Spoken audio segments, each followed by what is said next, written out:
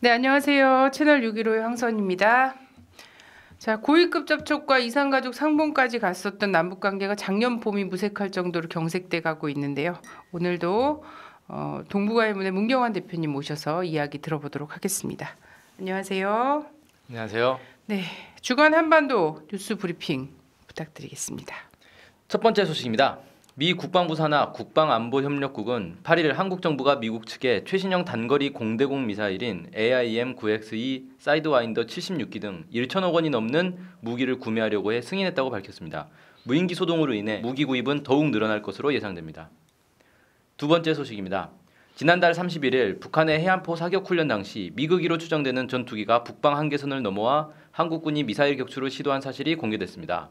그러나 미사일 발사 직전 갑자기 레이더에서 비행 물체가 사라져 북한이 스텔스기를 운영하는 것이 아니냐는 논란이 일었습니다. 세 번째 소식입니다. 북한은 9일 13기 최고인민회의 1차 회의를 열어 김정은 국방위원회 제1위원장을 재추대했습니다.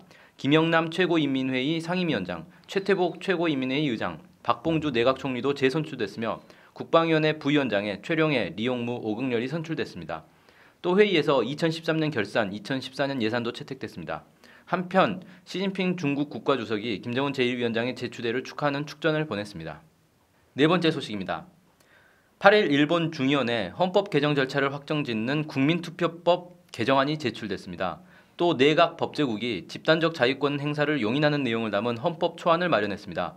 평화헌법을 개정해 군국주의를 부활하려는 움직임으로 볼 수 있습니다. 다섯 번째 소식입니다. 11일 한미 공군의 연합훈련인 맥스 썬더가 시작됐습니다. 한국 공군기와 미국 공군기가 각각 50여 대씩 참여해 역대 최대 규모로 진행됩니다. 북한 조선평화옹호 전국민족위원회는 만약 훈련 도중 북한 영공을 침범하면 모든 적 번거지들을 무서운 불벼락으로 모조리 초토화해버리고야 말 것이라고 경고했습니다. 러시아 외무부도 10일 성명을 통해 이 훈련이 지역의 평화와 안정에 엄중한 후과를 미칠 수 있다고 경고했습니다. 여섯 번째 소식입니다. 북한은 11일 국방위원회 정책국 대변인 담화를 통해 미국이 대북 적대 정책을 철회하고 유엔 제재 결의도 취소해야 한다고 주장하고 그것을 끝장내기 위한 자위적인 대응 조치들을 계획한 대로 완강히 밀고 나가게 될 것이라고 경고했습니다. 일곱 번째 소식입니다. 정청래 새정치민주연합 의원이 11일 국회 외교통일위원회 전체 회의에서 북한 무인기라며 소동을 벌인 것에 대해 언젠가 누군가는 응당한 책임을 져야 할 날이 올 수 있다며 최근 논란이 일고 있는 무인기가 북한에서 왔다는 주장이 코미디라고 주장했습니다. 여덟 번째 소식입니다. 북한은 12일 국방위원회 대변인 담화를 통해 박근혜 대통령의 드레스덴 선언이 출발부터 잘못됐으며 3대 제안이 부차적이고 자질구레하며 흡수통일로 된 독일에서 제안했다며 강하게 비판했습니다. 이는 북한 정부의 첫 공식 입장입니다. 아홉 번째 소식입니다. 북한이 14일 조국평화통일위원회 서기국 진상공개장을 통해 박근혜 정부의 비방 중상 행위를 비난했습니다. 여기서 특히 무인기와 관련해 자신들과 무관하다는 입장을 분명히 밝혔습니다. 또 국방위원회 검열단 이름으로 남북 공동조사를 제안하면서 김장수 청와대 안보실장이 대표로 나오라고 요구했습니다. 열 번째 소식입니다. 필리핀 정부가 8개월에 걸친 실무 협상 끝에 미군에게 군사기지 공유를 허용했습니다. 이에 따라 미군이 22년 만에 필리핀에 복귀할 수 있는 길이 열렸습니다. 아키노 필리핀 대통령은 일본 자위대에도 자국 군사기지를 개방할 뜻을 밝혔습니다. 집중 분석 시간에는요. 아까도 이야기했지만 작년 봄이 무색한 지경으로 지금 남북관계가 경색 지경으로 빠져들고 있지 않습니까? 네. 예, 이런 상황에서 북한은 최고인민회의를 열었습니다. 그래서 오늘은 이제 북의 내부 소식을 가지고 좀 이야기를 나눠봤으면 하는데 최고인민회의가 일단 무엇인지 좀 알아야 될 것 같아서요. 네. 2012년 개정된 북한헌법 제4조에 따르면 조선민주주의인민공화국의 주권은 노동자, 농민, 군인, 근로인텔리를 비롯한 근로인민에게 있다. 근로인민은 자기의 대표기관인 최고인민회의와 지방각급 인민회의를 통하여 주권을 행사한다라고 되어 있습니다. 또 제87조는 최고인민회의는 조선민주주의인민공화국의 최고 주권기관이라고 규정했습니다. 즉 북한 주민이 주권을 행사하는 최고 주권 기관이 바로 최고인민회의다 이렇게 얘기할 수 있겠습니다. 네. 그래서 북한의 최고 주권 기관이다. 최고인민회의가 이런 건데 보통 이제 한국의 국회랑 거의 비슷한 존재로 이제 한국에서는 인식을 하고 있단 말이죠. 네, 헌법상 국민을 대표하고 입법권을 갖는다 이런 점은 이제 공통점이라고 볼 수 있겠고요. 그런데 최고인민회의는 국회보다 훨씬 막강한 권한을 가지고 있습니다. 일반적인 자본주의 국가들은 입법부, 사법부, 행정부가 이 삼권 분립이라 그러죠. 그래서 권한을 나눠 갖는 반면에 이 사회주의 국가들은 대체로 주권 기관이 상위에 있고 행정부가 그 하위에 있는 그런 구조를 갖고 있습니다. 북한도 이제 행정부에 해당하는 내각이 최고인민회의 아래 집행부서로 되어 있습니다. 네. 예, 지난 3월 9일 제13기 최고인민회의 대의원 선거를 통해서 이제 대의원들을 선출을 했는데요. 사실 이거 한국에서도 좀 대의원들 선출하는지, 대의원이 얼마나 되는지 이런 것도 잘 모르거든요. 네. 그래서 이번에 이제 13기 최고인민회의 첫 회의인 건데요. 우선 대의원 그 선거 결과부터 좀 말씀을 해주시죠. 네. 최고인민회의 대의원이라고 하면 이제 한국으로 치면 국회의원과 비슷한 건데 사실 이제 국회의원보다 권한은 훨씬 더 많다 이렇게 얘기할 수 있겠고요.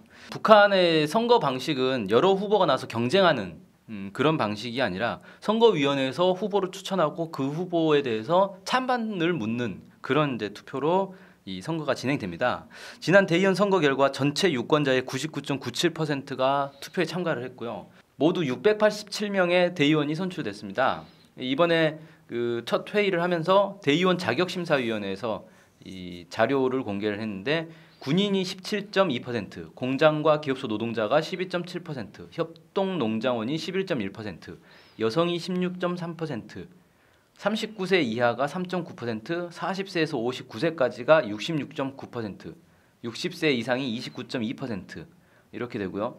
대의원의 94.2%가 대학 졸업 정도의 지식을 소유하고 있고 김일성 훈장, 김일성상, 김정일 훈장과 김정일상을 수여받은 일꾼이 30.2%, 공화국 영웅, 노력 영웅 칭호를 수여받은 일꾼이 14.6%, 그다음에 교수, 박사를 비롯한 학위, 학직 소유자들과 과학자, 기술자, 전문가들이 91.7%라고 합니다. 네. 구성이 아주 다채롭네요. 네. 예, 과거 대의원들도 좀 이런 비율하고 좀 비슷했나요? 네, 일단 군인, 노동자, 농장원 비중이 약간씩 늘었고 여성 비율도 좀 늘었고요. 명예칭호 소유자와 전문가 비율도 약간씩 다 늘었습니다. 근데 전반적으로는 12기와 구성에서 큰 차이는 없다 이렇게 볼 수 있겠습니다. 네, 군인 출신이 많다 이런 점이 좀 특이한데요. 또 이게 또 특별히 많은 건지는 잘 모르겠습니다. 이제 한국 같은 경우는 정치 전반을 보면 군인들이 상당히 많은데 관여하고 있는 건 사실인데 이건 행정부까지 다 해서 보면요, 관료들까지 보면 압도적이었던 경우가 굉장히 많이 있죠. 근데 어쨌든 대의원들로만 보면은 군인 출신이 많다는 점이 좀 특이한 거인 것 같아요.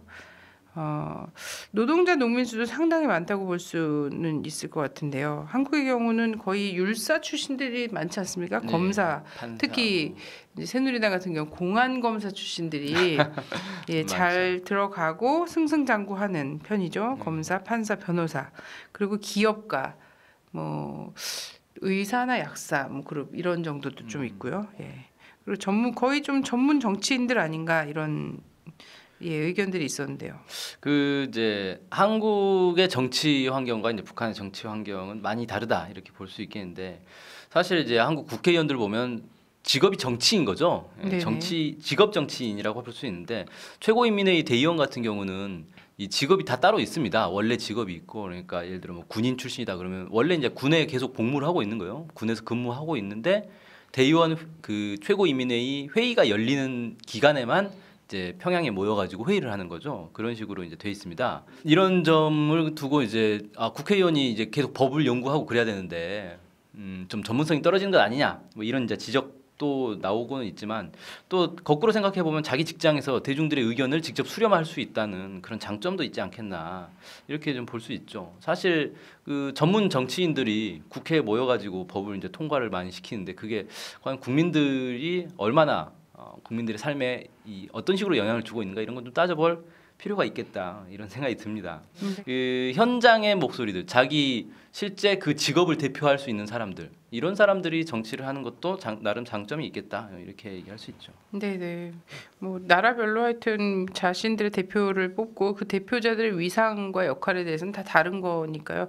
저 같은 경우도 이제 평양산원에 갔을 때 보니까 평양산원에 2명의 인민 그 대의원이 있었습니다. 네. 네. 그래서 사실 기업소별로 대의원들이 이렇게 좀 뭐 1명 정도 그리고 네. 농장 뭐 이런 식으로 돼 배분이 좀 있어, 되는 예, 거죠. 배분이 되어 있는데 이제 평양 산원 같은 경우에는 보통 이제 기업소에서 1명 정도가 대의원이 된다라면 평양 산원은 특이하게 2명이 있다라고 하더라고요. 왜냐하면 이거는 모자 그리고 이 여성 건강과 아이들 후대를 출산하는 문제라서 좀 이제 산원 쪽, 이 하여튼 산부인과 쪽 이쪽으로는 대의원이 다른 기업소보다 좀 많이 이렇게. 배정이 돼 있는 상황이라고 해서 2명을 한번 뵌 적이 있습니다. 네. 네네. 자, 이번에 열린 13기 제1차 회의 결과를 이번에 좀 봐야 될 것 같은데요. 가장 먼저 국가 주요 직책들의 인선이 있었습니다. 네, 가장 중요한 게 이제 김정은 국방위원회 제1위원장이 재추대됐다. 네. 사실 어떻게 보면 당연히 예상된 결과라고 할 수 있죠. 네. 그다음에 이제 한국에서 은퇴설이 좀 나돌았던 김영남 최고인민회의 상임위원장이 재선출됐고요. 또 최태복 최고인민회의 의장도 재선출됐습니다. 이런 것도 이제 이분들이 다 막 70대 고령 이렇게 있는데 원로 지도부를 전과 같이 이제 예우하겠다 이런 의미로 받아들일 수 있겠고요.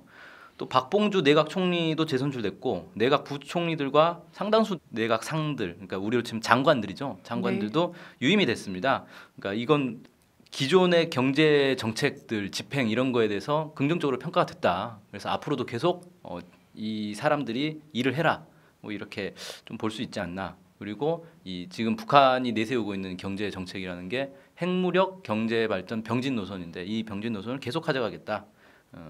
이렇게 좀 볼 수 있겠습니다. 그러니까 한국의 일부 언론에서는 북한 경제가 매우 이제 성과가 안 나오고 있기 때문에 내각상들이 많이 바뀔 것이다. 이런 식으로 예측을 했는데 뭐 오판이었다. 결과적으로 이렇게 되는 거죠. 네. 내각에도 변화가 좀 있습니다.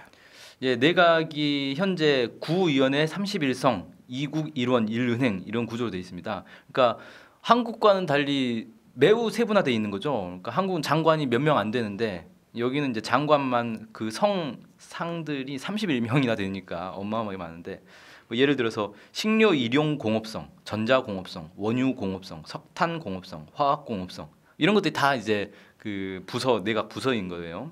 매우 세분화되어 있다는 게 좀 특징이고 이번에 바뀐 부분은 그 원자력 공업성이 신설된 점, 그 다음에 교육위원회 보통교육상과 고등교육상이 나뉜 점 이렇게 두 가지를 좀 꼽아볼 수 있습니다. 원자력 공업상이 신설된 거는 북한의 핵 무력 경제 발전 병진 노선의 이제 결과다 이렇게 좀 볼 수 있겠고요. 교육 부분에서 교육위원회 보통교육상, 고등교육상에서 장관이 2명이 배치가 됐는데 이건 올해부터 전면 시행되고 있는 전반적 12년제 의무교육 때문에 이렇게 나눈 것이 아닌가 이렇게 좀 보여집니다. 네. 이번 내각 구성에서 또 눈길을 끄는 인물이 바로 이수용 신임 외무상이에요. 네. 작년에 이제 처형됐다라는 네, 한국 언론에서 장성택 측근이라고 네. 해서 이렇게 나왔었는데 갑자기 부활했어요. 이게 이제 한국 정보기관과 언론들이 얼마나 보도를 무책임하게 하고 있는가 이걸 좀 보여주는 단적인 예라고 할 수 있습니다. 그 리수영 이번 신임 외무상뿐만 아니라 내각 부총리에 유임된 로두철, 리무영도 그 장성택 사건 이후에 중국 망명설이 나돌았었죠. 그 다음에 김영남 상임위원장, 박봉주 내각 총리도 뭐 경질설, 뭐 은퇴설 이런 것들이 나돌았었는데 이런 것들 보면 그 북한 내부 정보를 언론에 이제 유포하는 대표적인 기관이 국가정보원이죠. 국가정보원의 정보가 이제 언론에 이렇게 배포되면 언론이 열심히 받아줬고, 그 다음에 이제 일본 언론들을 또 많이 받아줬고 그러는데 이런 이제 언론들이 말하는 북한 정보라는 게 얼마나 신빙성이 없는지를 또 단적으로 보여주는 것이다. 네네. 이번에 이제 그 내각상들도 그렇고 크게 바뀌지 않았거든요. 대의원들도 그렇고 그래서 뭐 장성택 그 사건 이후로 뭐 많은 이 지도부들 뭐 정치인들이 뭐 경질됐다, 뭐 숙청됐다 이렇게 소문이 돌았지만 사실 후과가 그렇게 크지 않은 것으로 이렇게 드러나고 있습니다. 네. 급변 사태는커녕 좀 안정돼 있는 것으로 좀 보일 수 있는 변화라고 얘기하기도 뭐한 변화가 근데 없어서 공고히 한 이런 과정이 아니었나 싶으면서 국가정보원이 아는 건 날짜를 날 잘을 쓴다는 거 말고 예. 이런 건 잘 모르는 거냐 이런 얘기들도 있고요. 네. 국가정보원이 사실 본연의 임무를 그 정보 수집으로 보지 않고 대공 수사 업무로 좀 보고 있는 대공 조작 업무. 네. 이런 것 때문에 사실 이런 뉴스들이 지금 생산이 되지 않나 이런 생각이 들고요. 오보가 계속되고 있죠. 책임지지 않는. 자, 지난해 결산과 올해 예산도 통과됐는데요. 네, 지난해 예산 그 결산을 보면 이 경제건설 부문의 45.2%, 국방비의 16%, 교육, 보건, 체육, 음악예술 등 문화건설 부문의 38.8%가 지출이 됐다 이렇게 좀 발표가 됐고요. 올해 예산 수입은 104.3%로 약간 증가를 했죠. 지출도 106.5%로 확대가 됐습니다. 그래서 그 전반적인 예산 수입과 지출이 좀 늘어난 편이고요. 특히 체육 부문이 117.1%로 가장 많이 늘어난 것으로 확인이 됐습니다. 아, 신기하네요. 일단 지난해 예산에서 지금 문화 부분에서 38.8% 국방비보다 훨씬 많이 쓴 거로 나온 것도 되게 신기한 건데요. 네, 2배 이상 많이 예, 썼죠. 2배 이상 많이 교육, 보건, 체육, 음악, 예술 등 문화건설 부분에 썼단 말이죠. 근데 이번에도 또 체육 부분에서 예산이 많이 늘어났죠. 예, 가장 많이 늘어난 걸로 보여져서 우리가 생각하고 있는 거랑 참 많이 다른 네. 결과가 아닌가 이런 생각이 국방비 듭니다. 같은 경우는 거의 제자리인 걸로 이렇게 아. 크게 늘어나지 않았고요. 네네. 뭐 핵무기를 만드는데 이제 재래식 병력보다 네네. 돈이 좀 적게 들기 때문에 아, 예. 돈을 아끼고 있는 것 아닌가? 뭐 이렇게 네네. 추정도 해볼 수 있죠. 자, 이번 주에서는 NK투데이 새 소식이 있습니다. 세포 등판 소식인데요. 함께 보시죠. 혹시 강원도 대관령 목장에 가보셨습니까? 끝없이 펼쳐지는 초원 위로 소떼가 몰려다니는 모습은 그야말로 장관입니다. 그런데 대관령 목장의 25배 규모의 세계 최대 목장이 북한에 들어섰습니다. 바로 세포등판 목장입니다.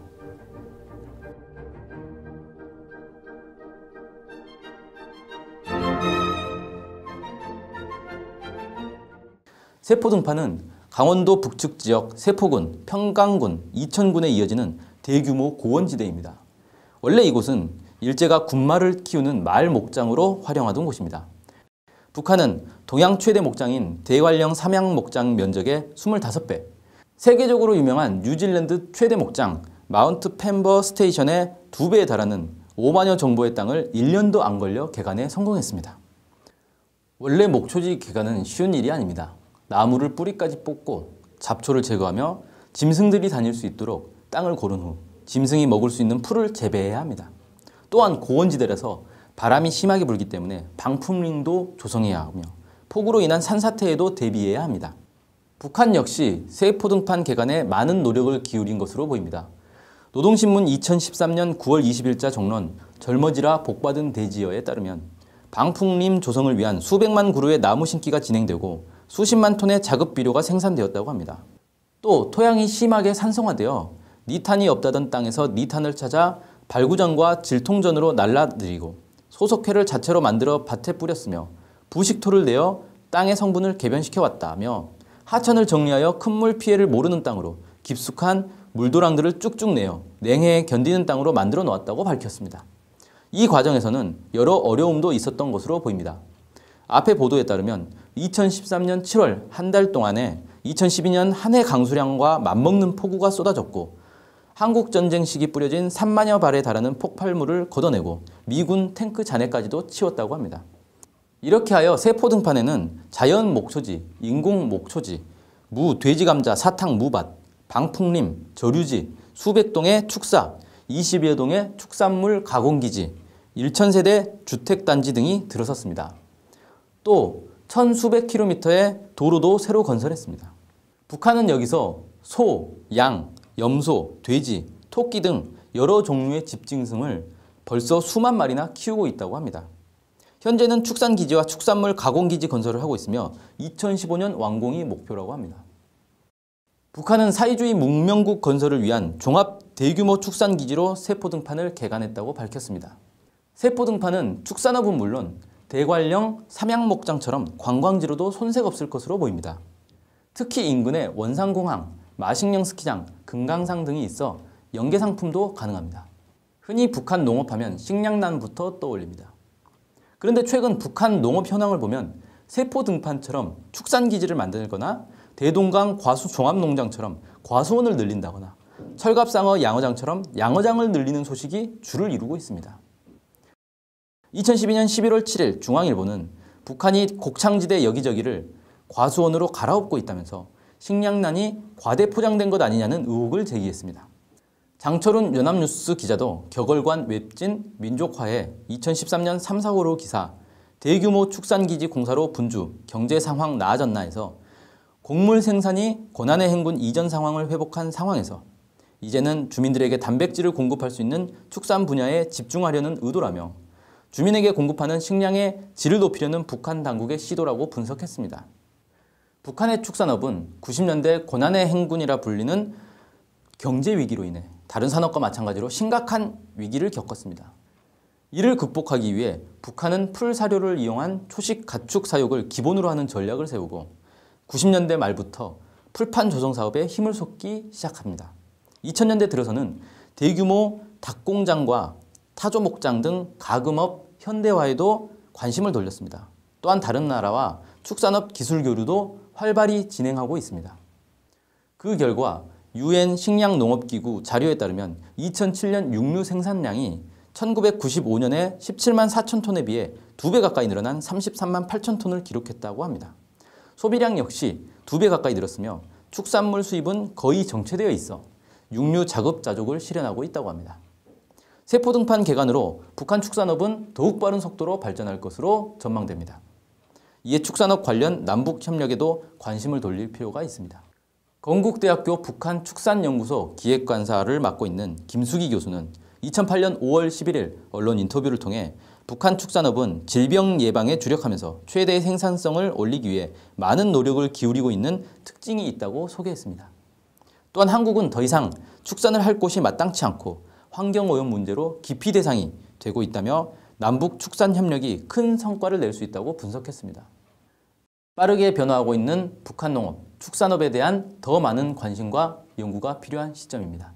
네, 남북 관계는 다시 또 예전에 이 선거 직전에 있었던 안보 장사 이 분위기 있지 않습니까? 독재를 공고히 하는, 그리고 모든 부정부패와 실정을 덮어버리는 북풍, 이런 걸로 좀 몰아가려는 그런 움직임들이 있습니다. 4.19 주간을 맞아서 다시 한번 분단에 대해서 평화적 통일이 얼마나 중요한가를 생각하게 되는 계기가 됐으면, 안보 장사를 하는 그 사람들의 계산에 맞아떨어지는 것이 아니라 이런 게 절대 있을 수 없는 분위기를 만들어야겠구나, 정말 평화적인 통일이 꼭 이루어져야 되겠구나라는 것을 다시 한번 각성할 수 있는 그런 좀 이 계절이 됐으면 좋겠다, 이런 바람을 가져봅니다. 감사합니다.